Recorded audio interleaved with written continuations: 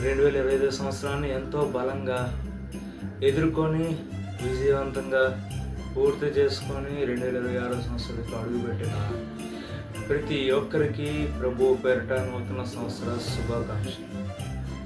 2025 సంవత్సరంలో మనందరి జీవితాలు ఎంతో శ్రమ ఉన్నప్పటికీ దేవుడు వాటన్నిటి నుంచి నడిపించి విడిపించి సంతోషాన్ని ఇచ్చి 2026 సంవత్సరంలోకి మనందరినీ కూడా అడుగుపెట్టినందుకు దేవుడికి మనం ఎంతో స్తుతి చెల్లించాల్సింది.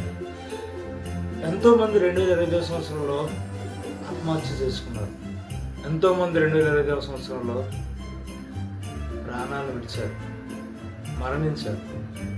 బహు విధాలుగా ఆత్మహత్య చేసుకున్నారు.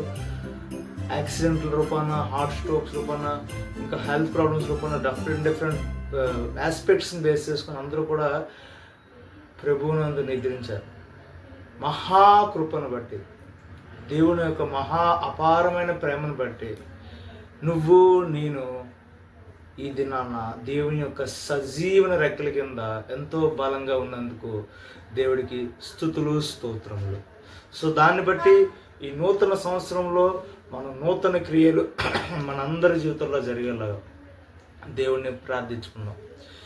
అలానే దేవుడికి క్రమంగా విధేయతగా దేవుడి యొక్క ప్రణాళికలో, దేవుని యొక్క చిత్తంలో, లోకంలో కాకుండా దేవుని యొక్క చిత్తంలో, వాక్యంలో, ఆయన యొక్క సహవాసంలో మనందరం కూడా నడుచుకునేలాగా 2020 సంవత్సరం అంతా కూడా 2026 పూర్తి సంవత్సరం అంతా కూడా దేవుడు మనందరికీ సహాయం చేసేలాగా, దేవుడు మనందరికీ గొప్ప కృపా కనికరం మనందరికీ చూపేలాగా మనందరం కూడా దేవుడిని ప్రతిదినం ప్రార్థిద్దాం.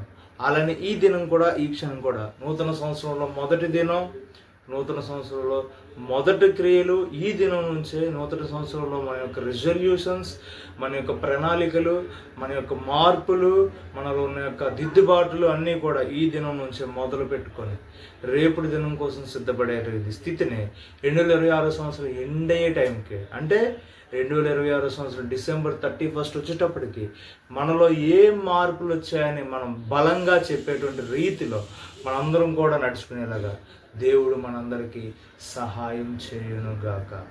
ఆమేన్.